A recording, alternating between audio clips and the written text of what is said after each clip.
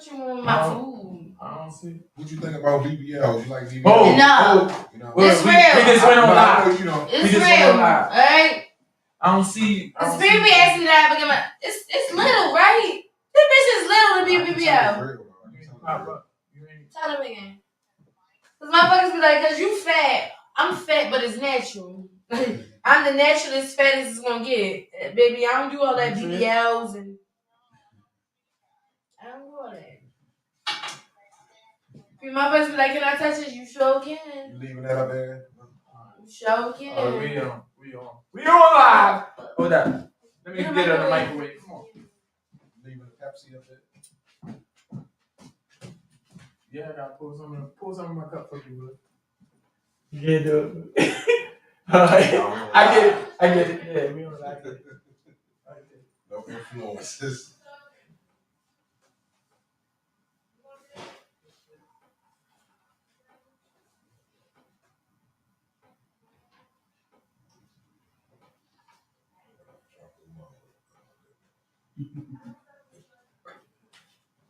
Man, out there, man. You gotta be careful. Yeah.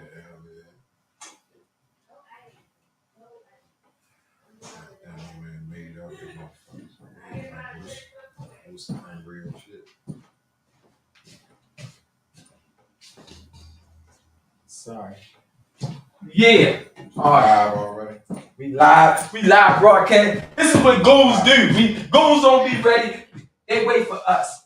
We gotta move this stuff because we not promoting this. We not promoting this stuff. We on that live. Giving our own narratives. Period. Fuck Coke. Fuck NJ. All the rest of them. No, we on live. If I can't say that. No, you can't say nothing. We like yours. Excuse me. I'm so sorry. I'm gonna get my food. I'm sorry. I'm so sorry.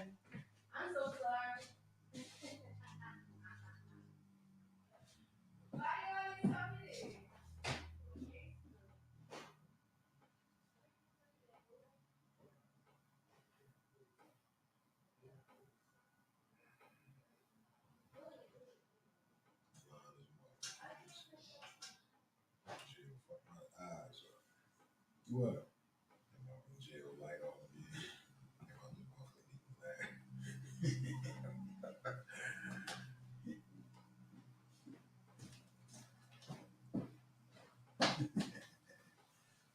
Ha! Gucci bandana. Sure it is. Oh, no, I ain't got the Gucci bandana.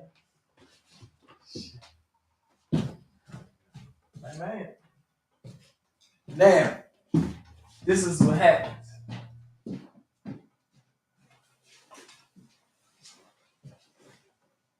We gangster, so I had to redo the furniture because we can't sit together. Because this is real. We can't sit together. We gotta have. Oh man.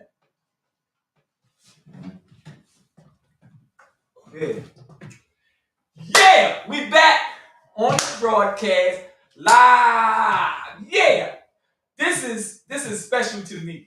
This segment is real special to me. Thank y'all for joining. Chest in the hood, y'all see it. Chest in the hood. That's right. Coming to a hood and hear you. Yes. This is the Petty Ass Lump and Reggie podcast. And every day, all day, especially on Tuesdays at 5 p.m. Now, Palm City sponsors the Petty Ass podcast. Now, this segment is special to me, and I'm gonna let them introduce themselves to you. This is called Goon Talk. Every Thursday we come with Goon Talk. We come with. You ain't gonna find no receipts on none of these people that come on Goon Talk. I'm letting you know that. We not gonna find no receipts. You hear what I'm saying?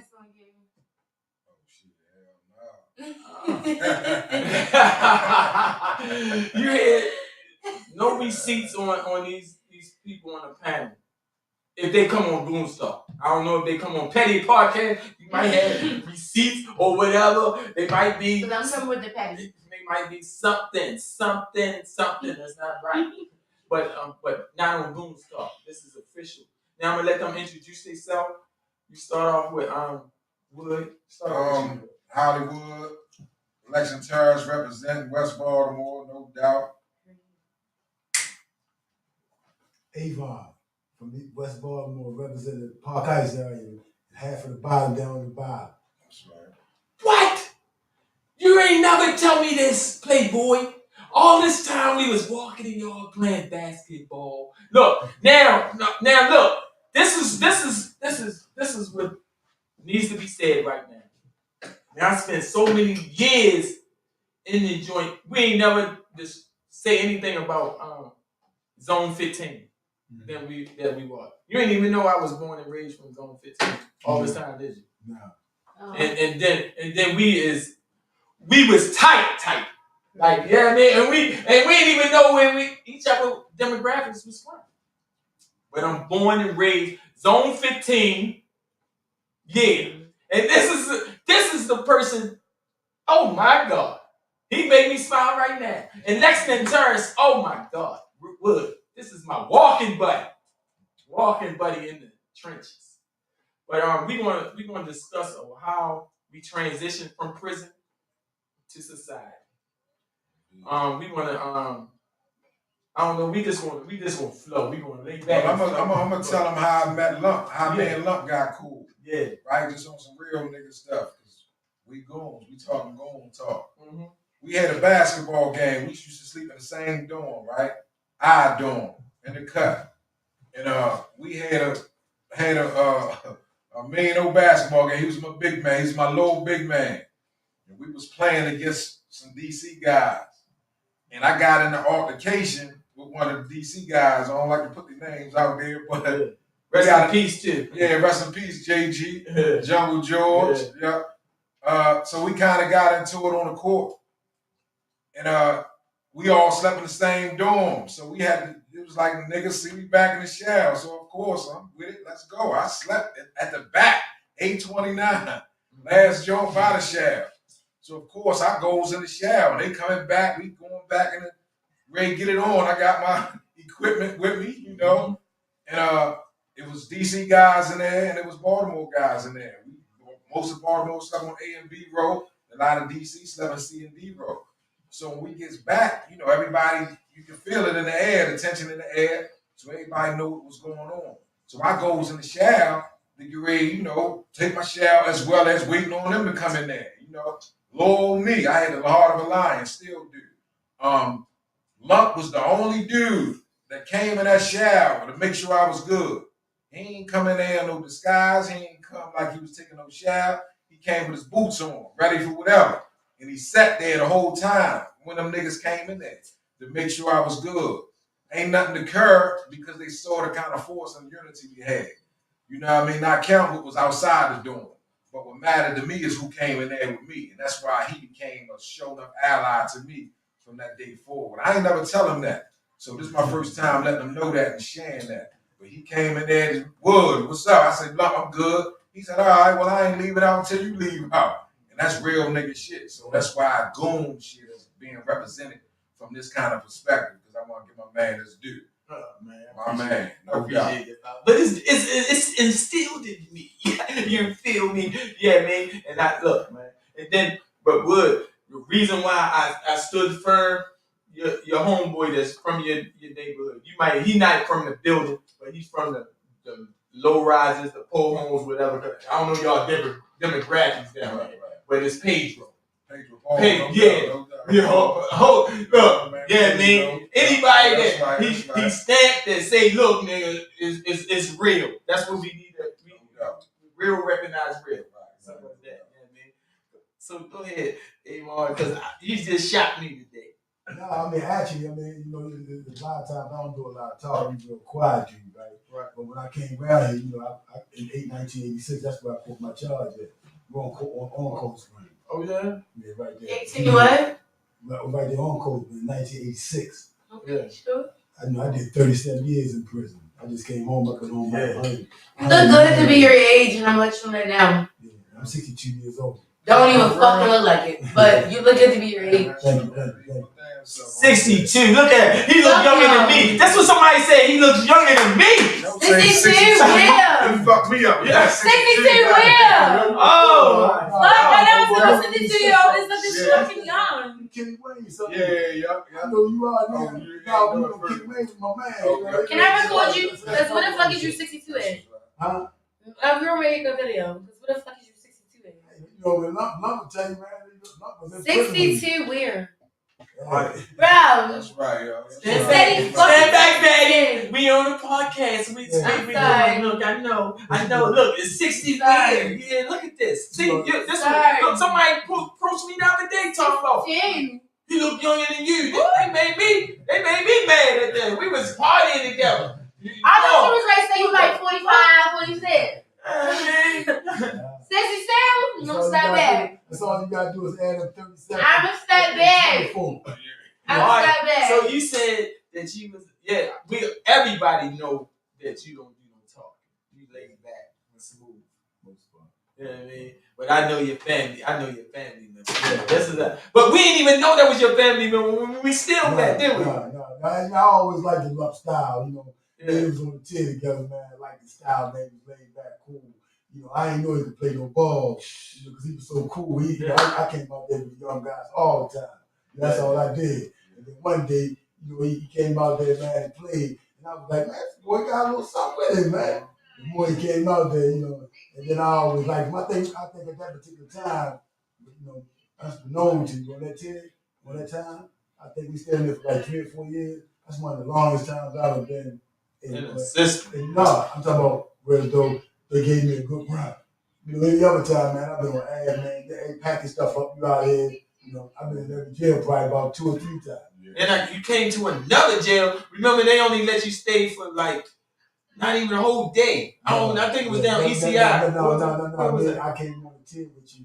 I was left our North branch, and they told me I could go to Roxbury. And then when I got to Roxbury, I heard a dude say, hey, who name made my own crib? And I said, my name. He said, man, we don't want you. I'm like, come on, man, I just did about 3 years in there. Yeah. He said, look, they said, we don't want you, man.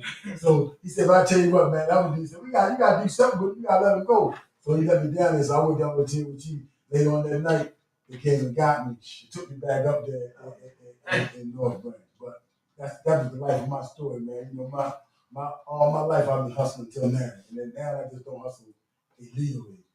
You know, I get my hands dirty, man, doing some home improvement work. Went and got a med tech certification today. And last week got a peer recovery class and then a certificate. And next week going to get an ethnic class. So, you know. No, the question I wanted to ask you, right? I see how everybody gravitated to you in the system. But you laid back, right? Mm-hmm. And I'm laid back, but I had a phone habit. You know I had a phone habit, right? And that's the only thing that would get me in trouble with that phone habit, because I'm thinking that I'm a civilian in there. How do you get to stay a civilian? Oh, all right, well, you're not a civilian because you Muslim. All right, so but that's a organization. Y'all call us Catholics, right? Yeah. Non-believers. Yeah, right. But I believe. So why is I'm a Catholic? Because you don't believe in the Sunni and the Salafi of the Sunni Muslims. You know, you might believe in other religions, and you know, we believe in one. So when you believe in Allah, and not just believe in Allah, but you believe in the Sunni. You can't, you know, when you hear him say Allah, you might hear more science say Allah, or you might hear Nation Islam say Allah, but it's different sects.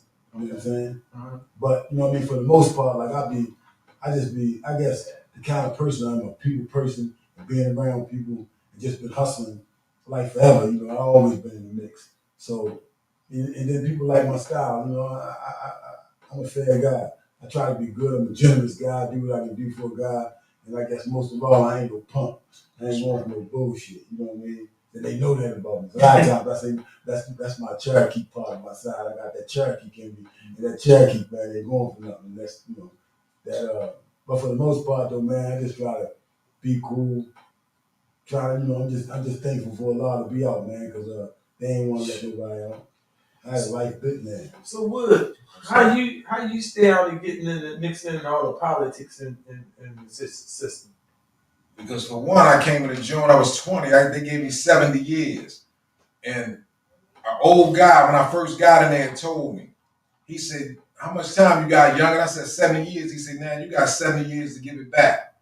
So from that point on, I thought of all my loved ones and all these people that's counting on me. You know, to have a support system like my moms and my kids and everybody else that I had to look forward to. That was my motivation to stay focused and stay independent. But I got a big reputation in the street. So when I come in the joint, that shit don't count. So you gotta like redefine yourself. But when you're real, all you gotta do is just be who you are. Yeah. You know what I mean? And everything else gonna work itself out. You got people that's gonna try you. You know what I mean? And that did happen, but I know how to nip shit in the bud. I don't let nothing slide. And you know, as I got older, I realized that a lot of people might say you're sensitive. Yeah, I'm sensitive to bullshit. Like when I smell bullshit, I check it. Because if you don't check it, then it's gonna become a problem. Then it's gonna backfire on you. So a lot of shit I ain't like, I check it or remove myself from it. You know what I mean? And then it's like I stayed reading, I stayed knowledge and educate myself because that was my only weapon against a motherfucker manipulating me. So I thought that if I learn as much as I can, then you can't tell me anything. And I realized that every time I try to go out and find answers, my solution came out better than the motherfuckers that I thought had the answer. So I stopped relying on other people's opinion and advice and started channeling it myself. But I picked up chess early. I learned that from Dennis Wise and them. I used to be in the dorm with Dennis and them. Marlo, to me, all of us were in the same dorm. I dorm, Francisburg, we all slept in the same row. I used to watch them dudes play. I learned how to play by watching them. So when I learned how to apply chess to my movement and my everyday reality in the joint, I was just playing chess with people. You know what I mean? When I was hustling and making moves, I wasn't making it to really get rich. I was making moves sometimes to keep the peace in the jail. Sometimes it'd be a lot of tension in the jail. This little old me. You know what I mean? But I used to use that as my structure. You know, niggas was selling joints. I bought them all because I ain't want a nigga to use it against me. Every time a nigga sold a joint, yeah, I want that. Just so they don't have it. Because I don't know who the enemy is, you know what I mean? Look at this strategy. No doubt. So I was applying the chess principles with the way I was moving in the joint. And it was working. And it kept me out of shit. You know what I mean? It comes times when, you know, motherfuckers was sending niggas gate mad passes anonymously so niggas can skate. But they was hits a lot of times. You know, niggas send your pass, you think you skate, you go around there and nigga to forge your pass to get you somewhere on the flats and tear your head off. So I learned quick, you know what I mean? So yeah, man, that's instrumental. Chess was my foundation. That's why I'm still rocking chess in the hood. And I'm bringing that shit to my neighborhood and other neighborhoods so that they can learn how to think that way too. And I use those same principles out here to navigate out here with these idiots. Because they idiots. Oh my God. No doubt. Oh, let me speak on this. Look, we come out here in peace because we want to live the rest of our life in peace. Because we've had to go aggressive our whole stint. And really, the people out here is not really aggressive like they appear to be. But the young generation is serious. It's serious. Big and better. They big and better. You hear the young. On them shit. She on their shit. Yeah. Look. And then look, this is the young nigga. Say it again. You on your shit. Young on generation. my shit. And then got a lot going on for myself to be 24. And I have my own house, my own cars, my own business. But I work in 2 restaurants as well. That's right. Yeah. But look, what about the people that you be around? Is they got to do with me? Because you around them and it's going to bring the energy to you. It bring me energy, but it will bring me money. No, I ain't talking about money. So what are you talking about then? Yeah, but you I only talk money. You aggressive though. You talking about we real? It's money. Okay. That's what I talk. Yeah, you see, this is the. Can't no bitch be around me if she ain't bringing me money or bringing money to this table over here. You ain't bringing none of that. This is the young. Roll the fuck out. That's the only thing that I'm on. I'm trying to go somewhere. I'm trying to be rich. Trying to be up there with Obama, all of them. Yeah. My mind real big. Your mind real big? Yeah. All right. Y'all funny as fuck. I gotta step off for right now, and I'm gonna come right back. But I need you. No, I need to make sure you're safe. My car is right outside. Oh look, silence up and finish politicking. So I'm gonna give y'all an example I just had. This is how crazy it is out here in these streets. I was at the gas station the other day. I just turned 49, right? And it was my birthday. I was coming from dinner. I was at the gas pump at the gas station, right? So it was 3 dudes on the side of the gas station. Now I'm out in the county somewhere. I feel like I'm safe. I feel like I'm good. So dudes, as soon as I get out and get ready to pump the gas, the dude say, "Yo, you got 50 cents?" But I ain't like his tone, so I just gave him the same tone he gave me. I said, "No, I ain't got it." So he said, "I hate you sucker ass niggas," right? Straight off the rip. Now, this is a defining moment right here. This is a major exchange. Because this can go a whole lot of ways. But I just did 22 years in the joint, right? So that taught me how to think extra. So, but it still fuck with you in a sense when a person just straight disrespect you off the rip. I ain't had practice with that yet, right? Although I teach a group about how to channel your emotions and anger management, that didn't kick in right away. Because I automatically said, "What the fuck you say, nigga?" Like, the real me came out. So I'm like, "What the fuck you say?" He said, "Damn, you ain't have to say it like that. All I asked was 50 cents. So I said, "No, all you have to do is not ask me shit and stop begging, nigga." So he got offended. So he's really mouthing now. So I try to apply this 10-second rule because I realized in the moment of any kind of anger or danger, and you feel like you may respond in an angry or violent way, give yourself 10 seconds first. And I guarantee you, if you give yourself 10 seconds, you will simmer down. Your anger emotions and all that will simmer down. So I said, I'm going to give this nigga 10 seconds. But I couldn't get a whole 10 seconds in with voice finish cussing me out. Bitch ass nigga, I hate them DC niggas. Now I'm offended. Nigga, I ain't from DC. I'm from Baltimore. So I had to bam. So yo said, "Shit, nigga, you don't know me. I just got out. I just came home from jail." Now, he think I'm from out there in Landover somewhere where he from. He think I'm from out there. So he feel like, I guess that's what they do out there. Wolf chicken each other and nothing happened. So the dude just kept woofing. Now, I'm at a pump, mind you, that the gas was out. The gas station was almost empty. So I'm thinking the gas should be done pumping by now. The shit was on $5. It was 10 minutes. I said, "What the fuck is the universe trying to teach me in this situation?" So now I'm forced to stand here and hear this shit. He studied over there woofing. So I seen him drink something. I said, "Damn, I got some relief." I said, "Okay, bro, you drunk. I ain't even gonna feed into it because you ain't in your right state of mind." He just did come home from doing 9 months. I just come home from doing 22 years, but that was none of his business. He ain't had to know that, right? So I'm sitting there telling the nigga, "Yo, look, check this out. Watch yourself because you may end up in somewhere where you ain't gonna recover from." I'm trying to give him a warning. The nigga just started mouth. He don't hear shit. I said, "Okay, let me channel this energy." I went in my pocket, I got $1. I said, "Look, I'm gonna give you $1 just to kill all this." He took he sent his man over there to get the dollar. His coward ass wouldn't even come over to me because he thought I was up to something. I give his man $1. I said, "Okay, I promised myself I wasn't gonna say shit else." I go back to the pump. The shit should be done. It was on $7. Yo, what the fuck is wrong with this pump? This shit keeping me here. So his man said, "Yo, OG, I can tell you a real nigga because you ain't even leave yet." I said, "Leave for what? Nigga, the gas ain't finished." You know what I mean? So anyway, to make a long story short, these are defining moments. Now, I just caught 70-year sentence for this same kind of situation. 3 individuals disrespect me, and went around, left, came back.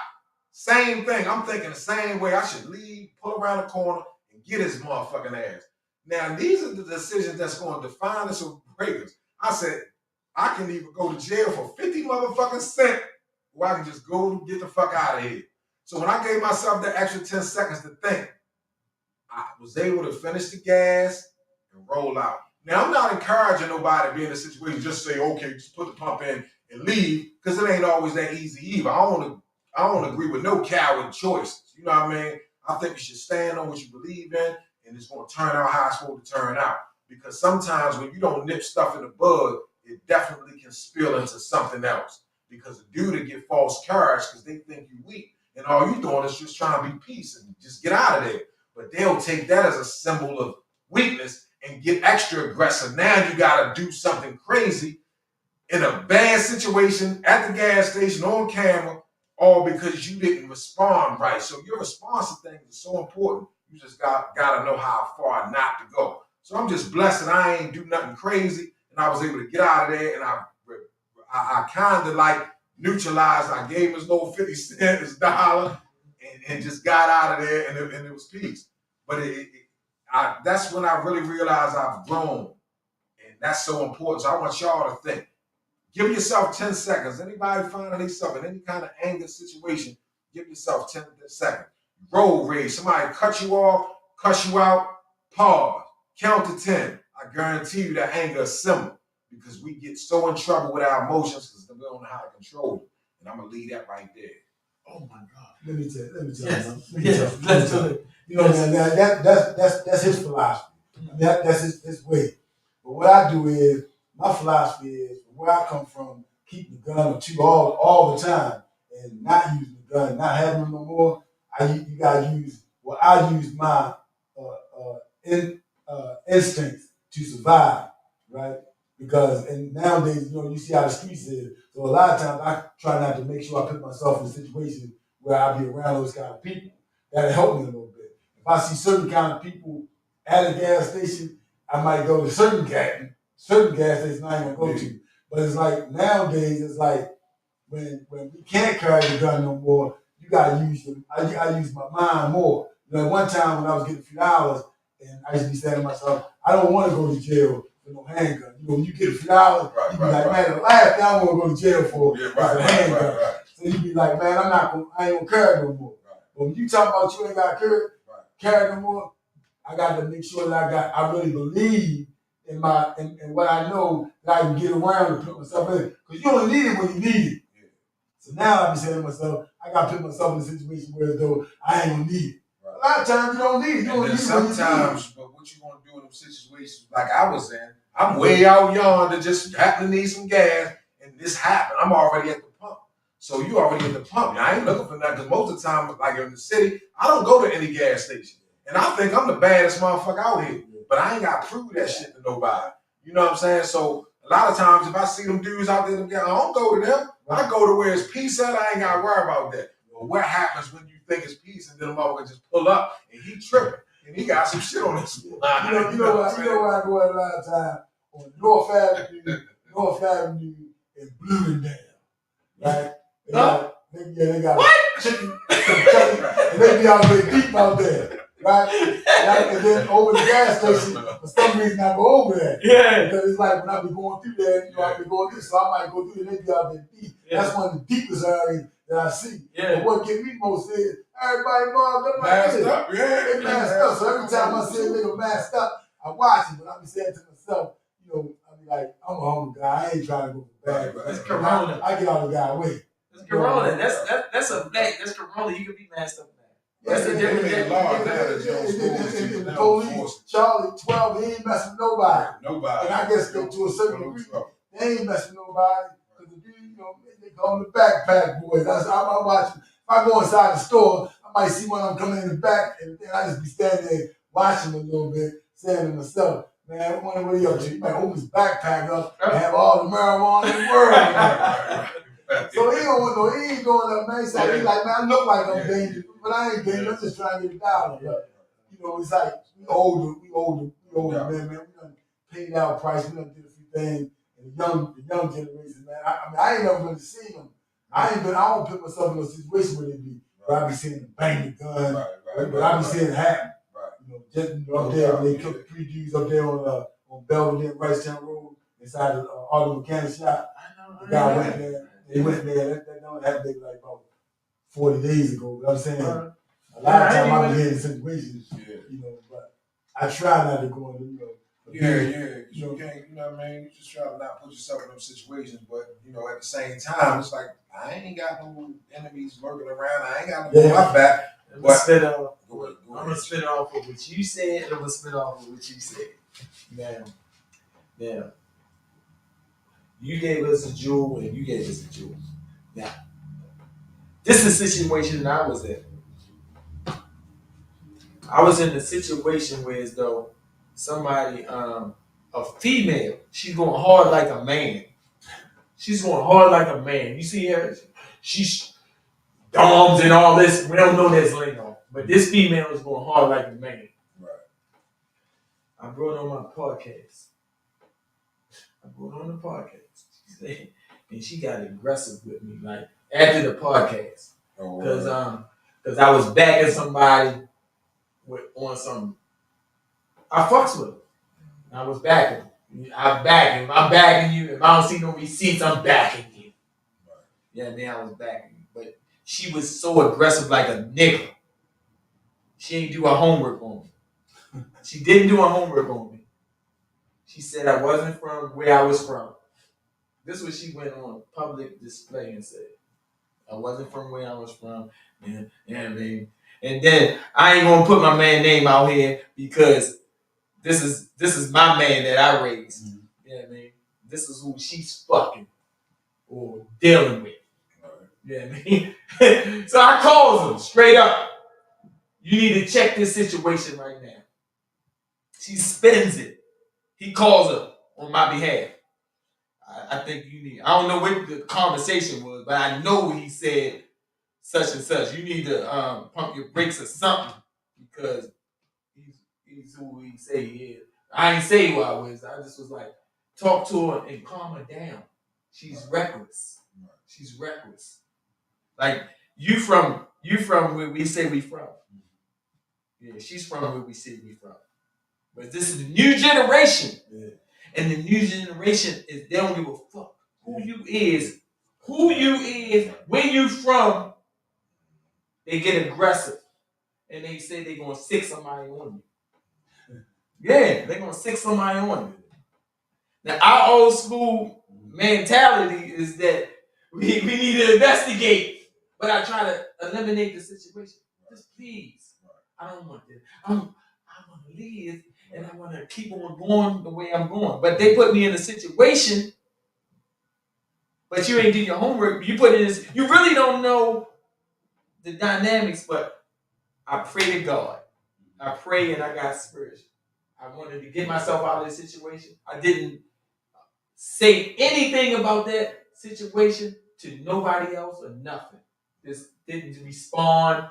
And I kept getting baited in. I still ain't respond.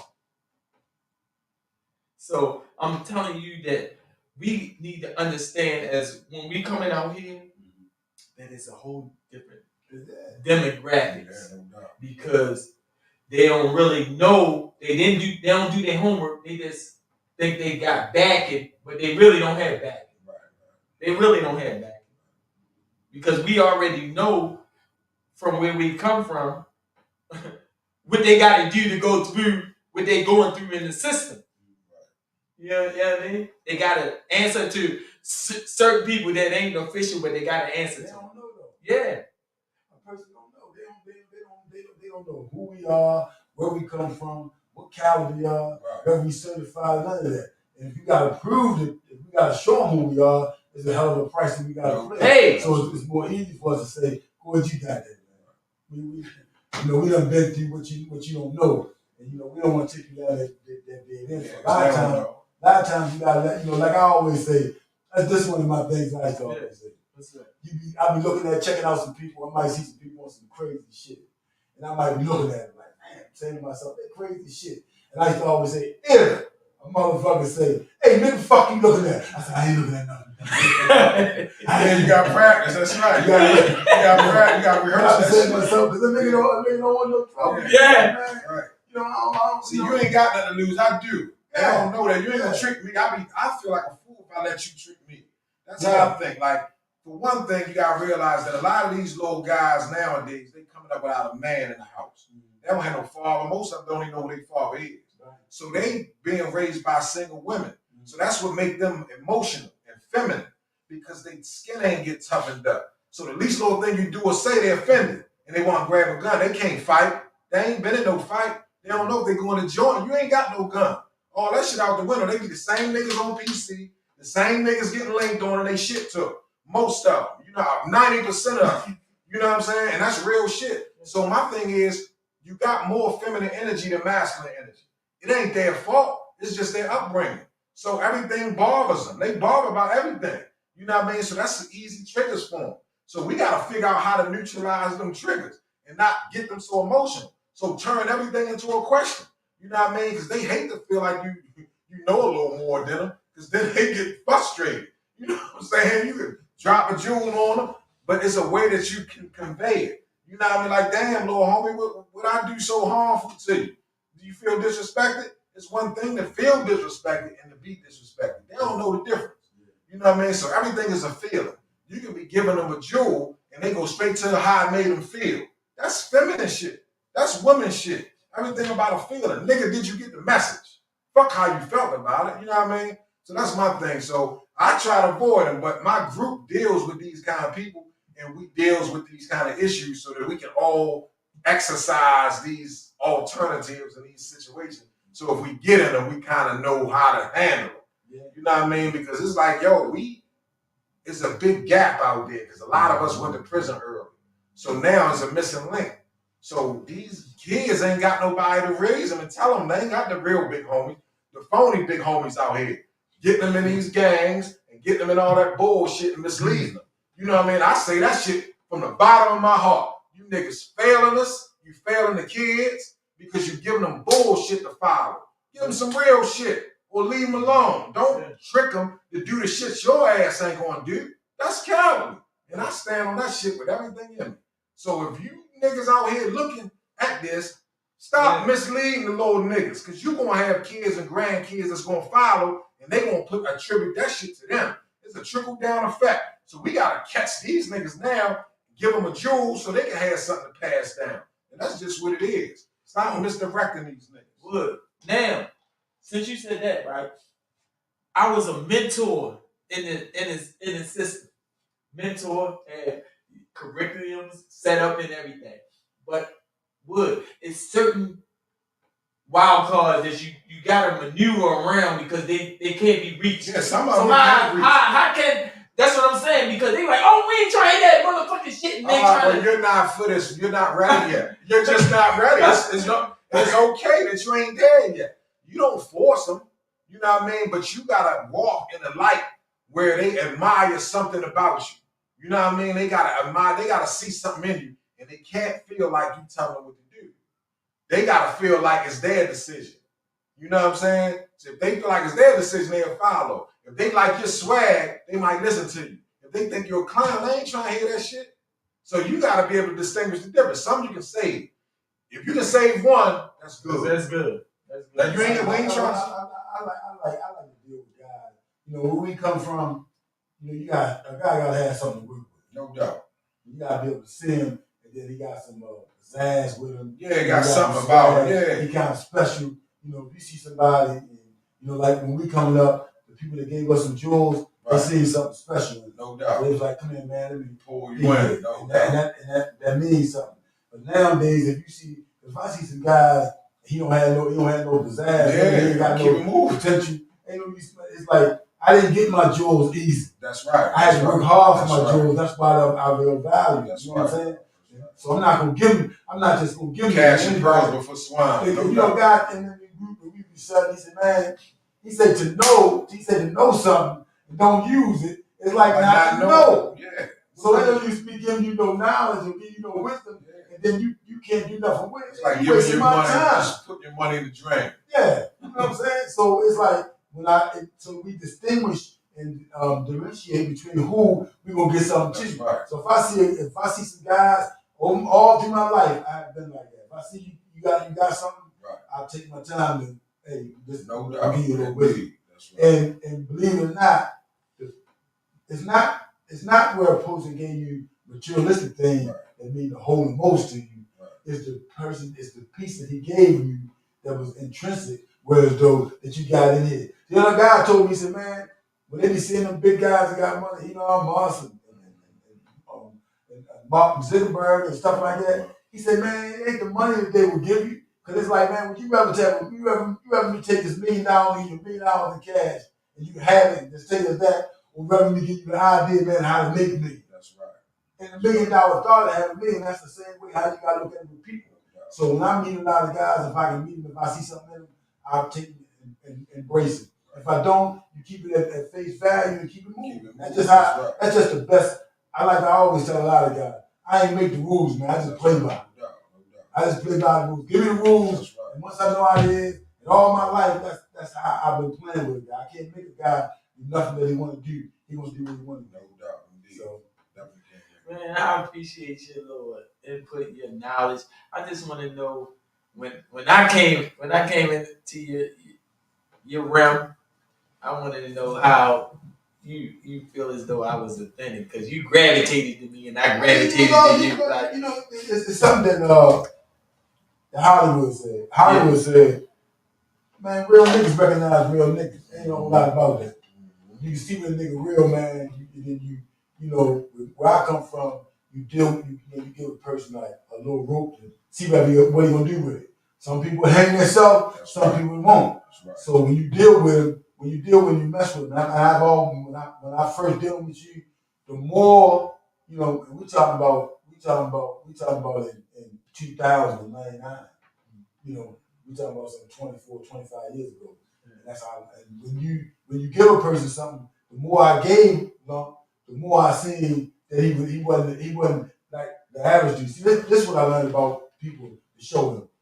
All of us been through some crudball shit where some niggas cross us up, right. Some girls cross us up, and some people, well, they won't give nobody else no chance because of that. Right. And I always have said to myself, no, you will shortchange yourself, because you would think just because he did it, everybody do it. You got 10 people to do it, and then the 11th guy to do it. Say, man, I think he won't say the same way, but he might just be a different guy. That's right. So if he's a different guy, you gotta get, and that's basically no bullshit. Hey, that's where my success lies. Because all the shit that I've been through, I still give a guy a chance to find out where he at. And if I had not because I was fed up, and then I got fed up, and I gave a guy no more chance, a whole lot of blessings, I wouldn't even mess with guys. That's right. And that's what you do. And I even tell the girls that today, when I be trying to talk to the broad, I say, you know what your problem is? You don't give a nigga a chance. That's how you gonna move. That's how you gonna lose your flow. That's how you gonna lose, because you don't know.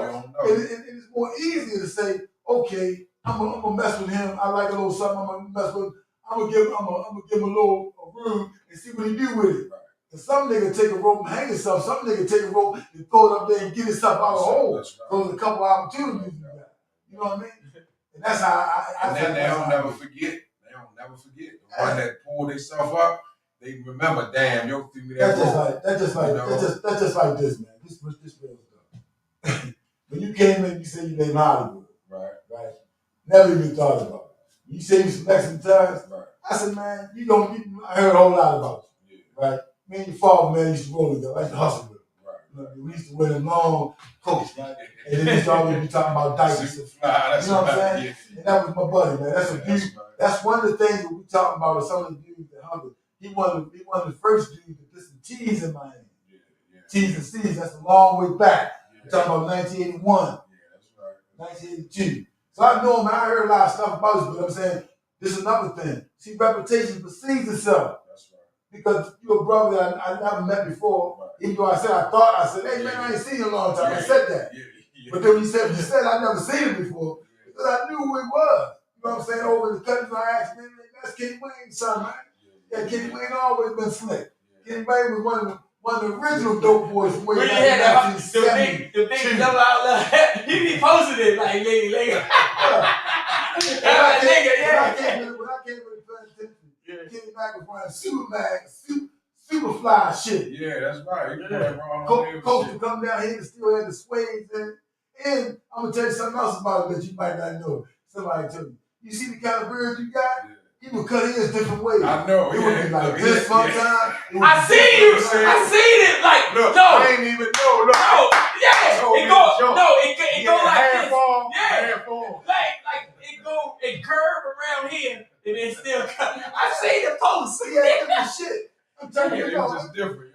last time I seen him, I was in Roxbury. I had left and I ain't seen him in about 8 years.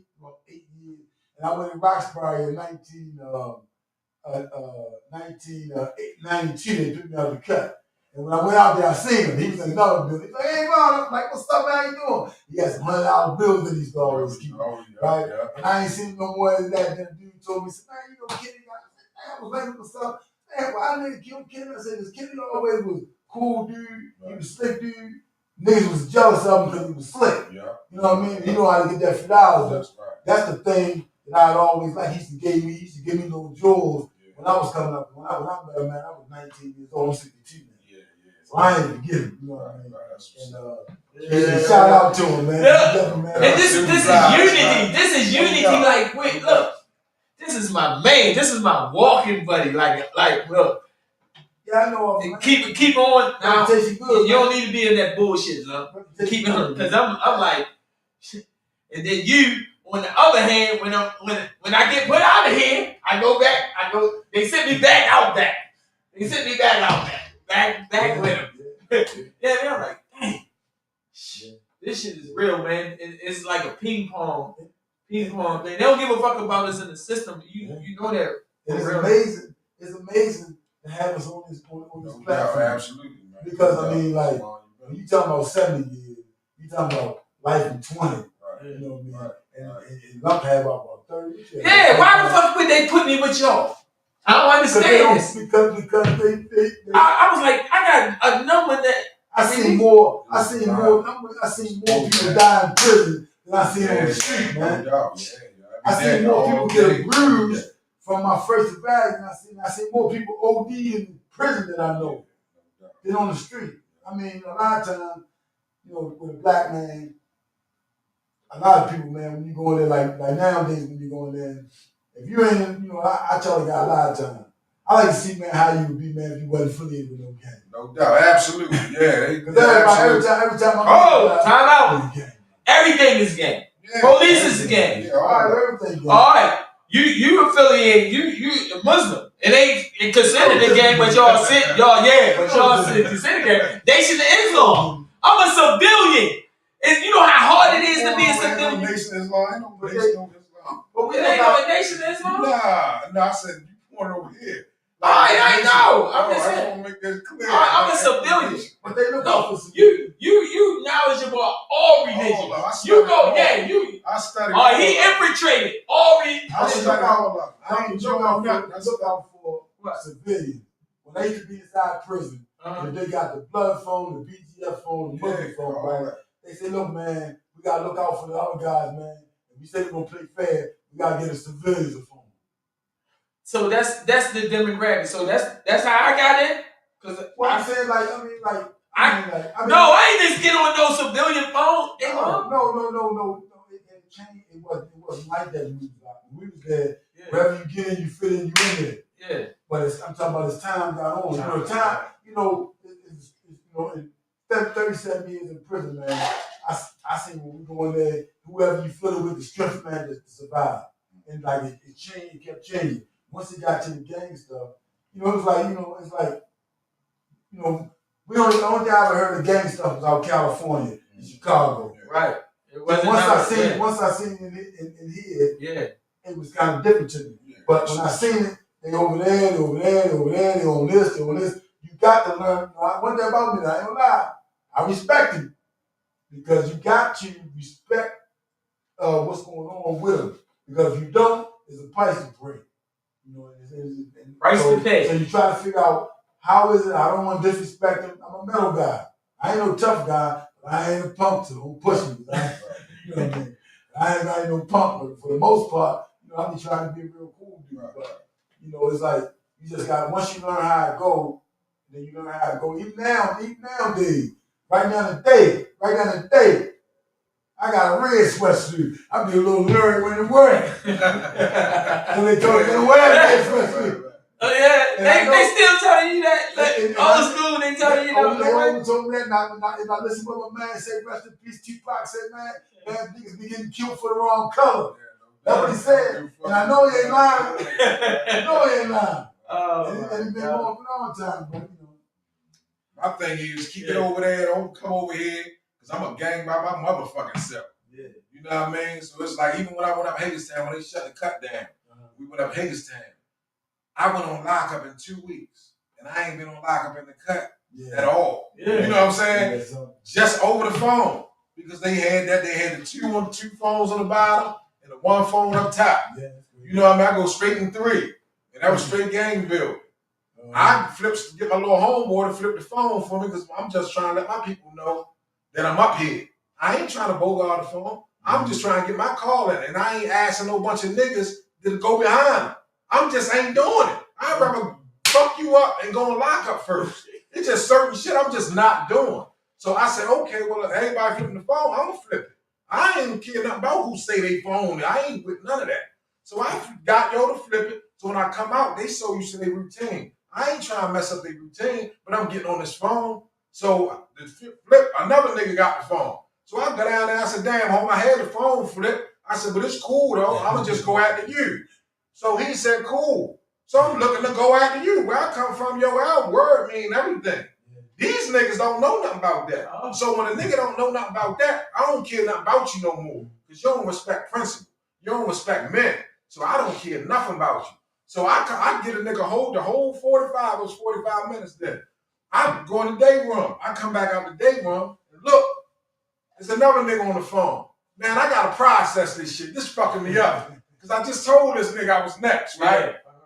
So I goes, and then these them niggas that's dialing. They ain't got nobody to get through to. So I'm really annoyed. You just down here dialing. So I waited another 15 minutes. Yeah. I said, I'm gonna let them get through. 15 minutes ago, another nigga on the phone. Nah, my ego just will not let this go. I can't turn my head to this shit. So I goes down there, yo, what's up? What you said? Fuck me? You know, fuck all that peace shit now. At first I was polite. Go ahead, home, just hold me down. Now, yo, took that shit the wrong way. A real nigga gonna respect that shit and say, damn, where yo at? I told yo, by you not doing that, I know you a fuck nigga. So now I'm ready to knock your head off. Fuck that phone. So I tells the nigga, I said, yo, look, what's up with the phone? So he said, nah, yo was after me, but I ain't get through. So I let yo a bunch of bullshit. So I said, yo, I should break all these motherfuckers. No, none of you. But now I'm thinking like, shit, yo, don't let this shit be about no phone. So I'm trying to calm down. So I walks back in the rec hall.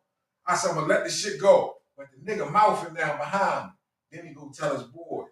So I said, damn, there's only 1 or 2 ways this story gonna be told. Because I know they plotting now, because he talking to a group of niggas now.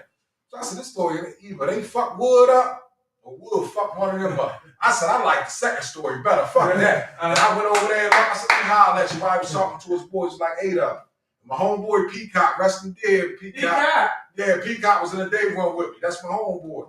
So he looking at me like, well, what's up? I'm trying to tell him like, not because I don't want to draw no tip. I don't even know what I'm going to do yet. So when I thought of this shit, I said, man, fuck that. I'm going to fuck this nigga up. They ain't waiting until I go to chow, send one of them flunkies to hit me in the back of my head, because that's how I go. That's what fuck niggas do. You got to know the difference between fuck niggas and real niggas. So I go, I say, yo, let me holler at you. Turned around, I just stole him. Bow, and it was on. Nigga hit me from behind. Peacock came across the table, cracked him, and it was on in there. We from the projects, nigga. This ain't nothing. Yeah. We got to work in them niggas. Y'all niggas from them counties, nigga. Y'all don't know nothing about this shit. So we gave them some election tires beat down. We got maced out, but real nigga shit. We went on lockup. We come off lockup. They send me back. I come off before Peacock. They send me back in the same building on the same tier. That's how they do. Because of course we ain't say what was up. Yeah. They sent me back on the same thing. My man Kenny Mack was down 7. I was ready to go down 7 with Kenny Mack. But I said, nah, I can't come yet because he had a cell phone. He said, Wood, I got you down here. I said, nah, I can't come yet. I got to wait for my man to get off because I know they're going to send him here. I waited all until Peacock got off, made sure it was good. Then I rolled. That's real nigga shit. Yeah. Fuck nigga would have rolled out. You know what I'm saying? But that's how it goes. So choices like that is what determine your respect in the joint, the way you handle situations. Because them niggas now, when I got back, they was like, Wood, you want the phone? Y'all couldn't help but laugh. Yeah. Cause it's like, damn, we had to go through all that. Yeah. I ain't in y'all way. I ain't trying to. You gotta, you know what I mean? Sometimes how I gotta go. You know what I'm saying? Oh my God. We got so many stories. Man, I swear to God. I got a story that I'm never gonna say this story. We're gonna wait till another time to say this story. Because I got a story just like that. I swear to God. But all I did is say, I said, man, is you willing to die with this phone? That's what I said. Is you willing to die with this phone? Because I am. That's what I said. Yeah. Oh! Yeah, that changed the whole dynamic. That changed the whole dynamics. Yeah. Because, but my mindset still wasn't together. I shouldn't have said that. I shouldn't have said that. But this is how hooked up I was on the phone. You ain't going to... Well, let him know. Let him know how many niggas we seen die about that phone. Oh, yes! I seen a lot of niggas die about that phone. Man. Not even die. I been on the phone and seen a nigga die. Yeah. We on the we in the gym. We in the gym. We waiting to get called in from a timeout and see a nigga die on the bench. We see a nigga die, get stabbed 200 times. Yeah. 200 times. Yeah, all the time. Man. Oh, you take a break and you keep on, and then you come back. It's a whole lot of it's trauma when we come back. But we gotta adapt to society from where we came from. Right. Yeah. We still have what we do. We still have a mentality, a peace mentality. It's because we see peace, but when it's tension. You gotta put your back against the wall and you gotta observe everything. Right. This is what we used to. Right. This is what we are used to. But man, I enjoyed this segment today, man. Yeah, man. You still, we got 4 more minutes, man. It ain't got hours, man. But we got 4 more. I enjoyed this segment today, man. You reached Wood reached me. Woods told me something that I didn't know. The whole time, all these, man. One thing about a situation like what you said, I believe what you talking about, is when guys recognize when somebody step up to them and be there for them, man, and they jeopardize themselves, man, but they got love for you and they care about you. And a lot of times in life with me, man, a lot of guys know, man, that you gotta show them, man, look, hey, I like your style, man. I fuck with you, man. You're a real nigga to me, man. Hey, yo, I got your back. I'm going against these niggas with you, man, but I got your back. Because I realize and recognize that you special, yo. That's right. Man. And that's what you recognize in him. You recognize he was special with you. Everything he ever said about him. If he wasn't, I wouldn't even say it. If I thought you was shit, everything I've ever heard about you have been good. Right. You know what I'm saying? And on the real tip, glad to meet you. Proud of you. You know what I'm saying? Proud to meet you, man. Because you're good, man. From everything I heard about you. You know what I mean? I don't know what you heard about me. Yeah, I always heard good shit. Always. That's why I knew you was. Because he said, hey, mom, my name Avon. He said, how you was? He said, hey, mom, Chris. Yeah. Somebody just told me you was home. I said, damn, I forgot. I don't know if it was Live Kim or somebody. Yeah, I ain't seen him. You shut them up. I called him. Yeah, somebody. He's supposed to been here, but I called him. He was a little too busy. No, we got 2 locked in. I'm talking about ball blocker. Man. Yeah, man. No, not that locked in. I'm talking about somebody else. Yeah, I don't want that. I be happy so far a lot of times, man. And it might be 5 or 6 dudes standing on the corner, and all of us had life in 20. No doubt. And never, ever, I never, ever thought me and Lump would be sitting here in nowhere, in the club, nowhere. Just for all them dudes. I knew Lump was going, because he had a reasonable bit. But when they got an elbow and get out, man. It's like I be so glad to see guys, man. What you mean? They shouldn't have sent me in the area where y'all was at. I shouldn't have had. I shouldn't have been where y'all was at. All thing I knew was, man, when you got 30 years, you just 9 out there, you can see daylight. You got light, nigga. I can see daylight, but that's what I'm saying. I shouldn't have been sent to where y'all was at. I was like, why do y'all send me? But where y'all was at was like double life, 70, and all this. They had nothing. When JCI opened up in 1993, all kind of dudes was in there. Well, I went in there in 93 in JCI, and they only had like 3 buildings: A building, B building, and C building. And the other buildings wasn't in there. And at that time, they found out it ain't really good for a strategy point to send everybody that got a lot of time, because everybody might be like, man, fuck it, I ain't got that music. Yeah. So we gotta mix it up. Right. Because you have some dudes say, oh, wait a minute, man, I ain't in your boat. My boat boy got paddles. Your boat ain't got no paddles. And it got holes in it. That's right. That's how I felt. When I come in there, I was like, damn, why the fuck? Double life and all that. When I come in. But you have the dog back there in the corner. Yeah. I told y'all I'm with you. You in the corner back there, y'all in the corner up there, I'm in the corner up there. And man, we stayed like that, man, for 3 years straight. Yeah. Had fun on that team. Yeah. What I need to know, Iman, from you right now. I came in the joint and I met Featherstone. Yeah. I ain't heard nothing from him or nothing, man. Man, you know, Featherstone came home, got up there, him and Maurice hooked up together and went and did some unarmed robbery. I just be so mad at it because all the guys that I had done things for in the prison, me and Featherstone had done more the busting, having tight, and we was like this. And when he went home, man, he didn't do nothing for me, man. That like broke my heart. So I'd be like, even when I had some phones sometimes, Mark, mine, myself, buddy, he used to call, I just ain't had no rap phone because I couldn't believe that, man. If I got 2 phones to get, I make sure he get one, I got one. Right. When I got something, he gonna get something. He ain't when I came inside the jail, we been in jail about 5 or 6 times together. The first thing I said, where Featherstone at? Right. They said, where Featherstone at? Featherstone, get me there with him. Me and him hanging out, he gonna put me right on look. This is what's happening. This is who, blah, blah, blah. So I'd be like, but I mean, he locked up. He got like 10 years, man. Oh, my God. Look, you don't even know me and Featherstone's story. I don't even think he even told you. Featherstone, I met him because he's so cool from you. Yeah. But I knew I was hanging out with his grandson and his brother uptown. You talking about the one that got the charge? Yeah. I ain't really meet him. No, I was on AdMed when he came in. And he came in and you can't come off the ad, you can't come off PC because Featherstone is on here. But this is I really was with his grandson. I mean, so I'm like, man, bigger than me. So I'm like, it's Lil Vernon.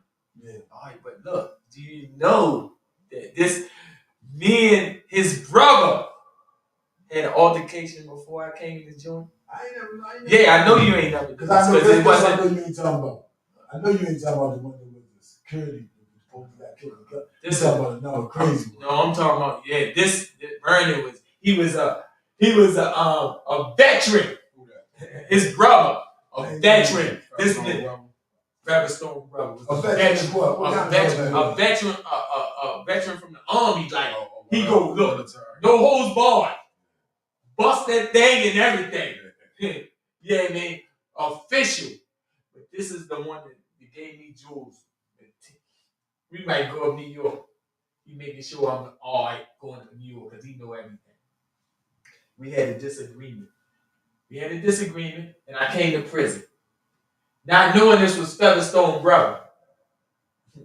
We had a disagreement, and it ain't end well before I got to prison.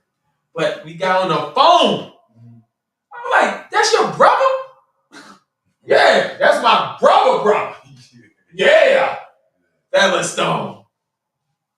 Tight every set. Because I ain't do all that bullshit with his brother. But if circumstances, I didn't do no bullshit because of circumstances led to circumstances. But Featherstone, shout out to you, and you went back to prison. We shouldn't go back to prison no matter no how.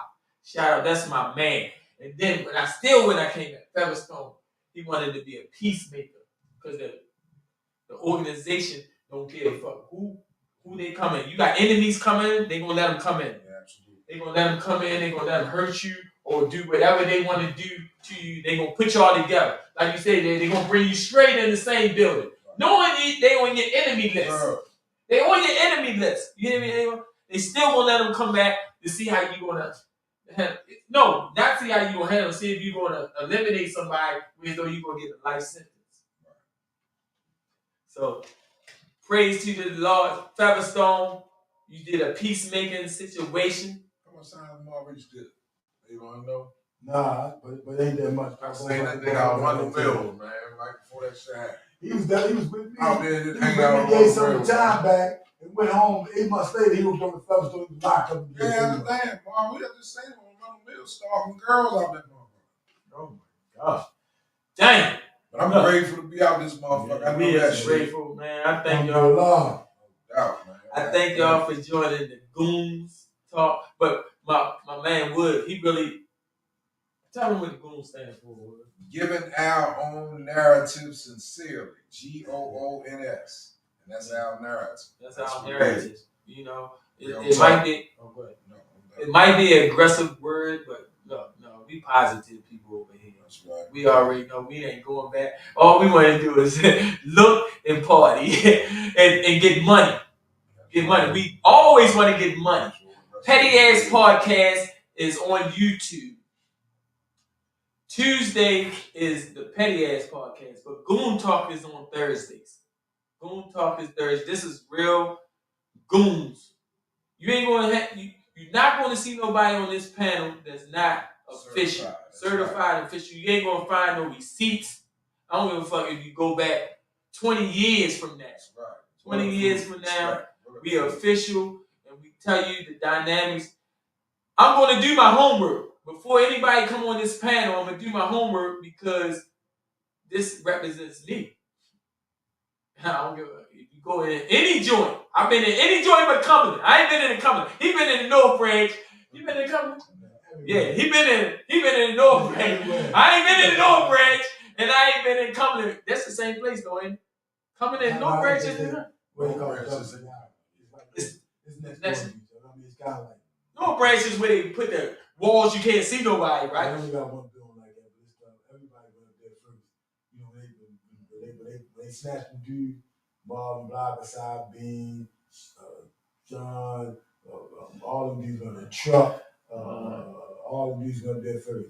Marvin Blocker, but you know. You keep on saying Marvin Blocker. Marvin Blocker's on PC and he's I mean, you know, he was a stand-up dude all the time, but Avon, you can't say a certain name that because you ain't know that, huh? All right. I'm just gonna tell you, look, you gotta fix. I gotta fix it because this is the person that I had to go to when I came in the joint because I had a hit on him, Marvin Block. Yeah, I had to go to because Desi put me on.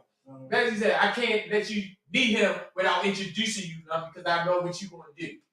Yeah, man, he introduced us. So he had to introduce me. I had left the jail. I went up to I don't even know what jail I went to. I went to so many. Yeah, Roxburgh. Yeah, and he's like, no, I can't introduce y'all to. I can't. Desi, straight up individual. He said I can't introduce you because you want some other stuff. I'm like, no, well, I need because it don't have nothing to do with my situation. But he's jumping and he got to take the, whatever it is. You know what I mean? But I had to go through him. But he's on PC. He's on PC, and he was influential in the joint. No, had to go and meet him. No. But I don't want to keep saying his name on. This is Goon Talk. My man probably didn't know. You know what I mean? But we ain't gonna keep on saying certain names if you're not, because they're gonna bring up some receipts. It's black and white, you can't hide. It's gonna come up, hey man. It's gonna come up. Black and white is going to show no matter how long it is, it's gonna come up. Black and white is gonna come up. So I gotta stand firm to what I believe in. And that's what we ain't gonna glorify nobody that you gotta stand on your own, because when we're in the belly of the beast, you gotta be a man. That's right. Gotta be a man. So I enjoy this process today. And then look, this nigga taking a romantic call while we on air. Yeah. So this is the player. He turned into a player right now. He turned into a player right now. He got multiple. This is what we do when we come out here. situation. Yeah, he going to be there. Yeah, see? This is what he going to do. He don't even know how to orchestrate stuff. He don't know how to push stuff. We still learning. He don't know how to push stuff on vibrate. Now the pettiness coming out. Petty ass podcast. Yeah, he don't even know how to orchestrate nothing. Because he know where we at. That's on him. Yeah. But we get ready to end this. We get ready to end it. If you got any shout outs or a promotion that you got to give or you got to give with, you need to promote and you need to promote and help the youth that listen to this to know that we're positive. And I'm going to let you, wherever one of y'all want to go first, y'all. Well, I don't want to say too much. All y'all want to do is say, stop the violence, man. Try to be a little more peaceful, man. Everybody come together and stop the black on black crime because Black Lives Matter, man. It seems like all day we're doing is keep a lot of destruction, man. And try to come together, man. Try to do something positive, man. And peace. Take care of yourself. Yeah, and I'm gonna pivot off what he's saying, man. It's like we losing the race, y'all. The Hispanics over here, they outnumbering us. You know, they sticking together. If it's the time is now, we gotta come together. We got AI taking over. So a lot of the jobs in the workforce are gonna make a lot of us obsolete. We ain't even gonna matter no more. So if we don't come together and stick together, that's the best thing we can do is come together, because that's the only way we can change anything. Nobody else gonna love us until we show that we love each other. As long as we show we hate each other, we ain't gonna never get no justice. And on that, I got Chest in the Hood. That's my movement. Uncommon Dialogue. That's my group. And that's what I do. We engage with men, all males, 15 to 51. We meet every Tuesday at the YMCA. And man, we just deal with all kinds of topics from emotional intelligence, situational awareness, problem solving, and all that. So if you want to be a part of that group or come and just check us out, man, we be building, we be dialoguing, real men expressing real issues, and that's what it is. And I'm gonna leave on that piece. Yes, Wood. I really want to be a part of this move. I want to show my face. Yeah, you gotta show I gotta obligate myself to that cause. At least one. That's what I do. Yeah, one, because that's what I do. But yeah, for me, I just want to know that people do your homework, because we laid back people. It's a lot of laid back individuals. Assassins. Yeah. And I'm just letting you know, I had to be humble and really be humble, because I had to be humble for my mother one time. But I had to be humble and pray to God. I don't want to go back, but I will go back. I will go back, because it's not that hard for me, because of the kind of caliber of person that I am, to go back. I can survive no matter what. No matter what, I don't have to get in nothing or be with nothing. I just know how to play my position. Harm City sponsors Petty Ass Lump and Reggie podcast. Shout out to my man Reggie. He's doing it big. He's on the Dark Mandatory. Look, the Dark Mandatory with Cat Williams and Monique right now. So I feel the rising coming. My man is official. I stand by him 10 toes down. Even though he makes me mad and I want to put some powder on him, I can't, because that's my man. And we've been together since almost childhood. So shout out to my man Reggie. You see his name up there on the platform. Like that. Reggie Curl, man. And then that's his family of y'all was saying, and I really never got to know him. To me, Cat Eyes and Marlene. That's his family. All of home, shout out. Yeah, all to me. Good people, all of them. Good people. That's right. Well, I didn't even look in the joint. I didn't really gravitate to them, but I fucked with his family. Yeah. Ronald and Troy. They my Troy. Troy. I went to his birthday party and it was shut down. But yeah, shout out to my man. I gravitated to them, but I was in the joint with his people, but I really ain't meet him.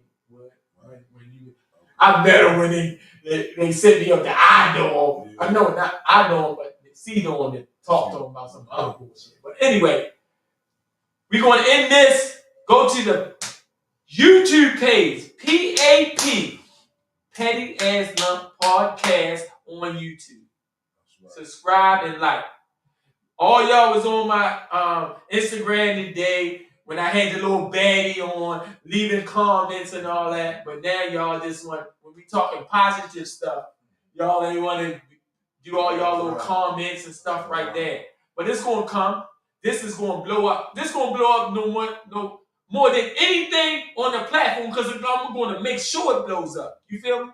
I'm gonna get real people on here and saying the real stuff. Because all the people that on the Chicago, Atlanta, St. Louis that goes hard, New Orleans and all that. I've been there. I've been driving trucks to all them areas, jumping out, jumping on all the demographic on the street, because I really want to know how they live it and what it stands for, how we live here. So I really did that, Wood.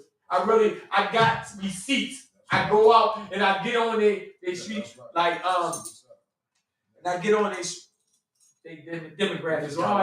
That's next segment. That's next subject. That's next segment, and that's next segment. We out.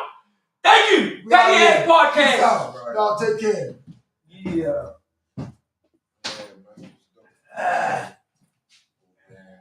Right.